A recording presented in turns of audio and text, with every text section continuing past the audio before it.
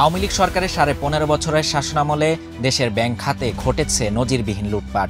ওই সরকারের সময়কালে আর্থিক খাতে ব্যাপক অনিয়ম, দুর্নীতি ও ঋণ কেলেঙ্কারির ফলে এখন ব্যাংক খাতই সেই লুটপাটের মাসুল গুনছে। খেলাপি ঋণ ও প্রভিশন ঘাটতির সঙ্গে পাল্লা দিয়ে উদ্বেগজনকভাবে বাড়ছে ব্যাংক খাতের মূলধন ঘাটতিও।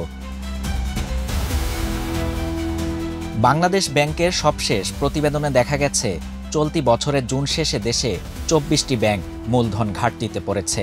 এসব ব্যাংকের ঘাটতির অঙ্ক দাঁড়িয়েছে 1,55,866 কোটি টাকা। মার্চ শেষে এই সংখ্যা ছিল 23 ব্যাংকে 1,10,260 কোটি টাকা।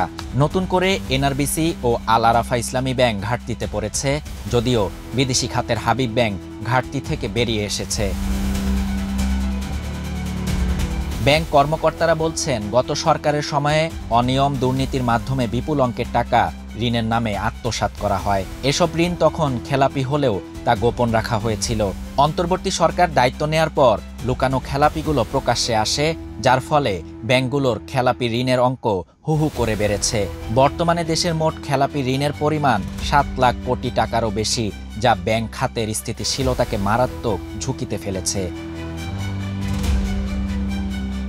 বাংলাদেশ ব্যাংকের প্রতিবেদনে আরও বলা হয়েছে, জুন শেষে ব্যাংক খাতে মূলধন ঝুঁকিজনিত সম্পদের অনুপাত দাঁড়িয়েছে 4.47%, যেখানে আন্তর্জাতিক মানদণ্ড অনুযায়ী তা ন্যূনতম 10% থাকা প্রয়োজন। মার্চ শেষে CRAR ছিল 6.74%। বিশেষজ্ঞদের মতে, এভাবে মূলধন ঘাটতি বাড়তে থাকলে ব্যাংক খাতের ওপর জনগণের আস্থা আরও কমে যাবে এবং সামগ্রিক অর্থনীতিতে নেতিবাচক প্রভাব পড়বে।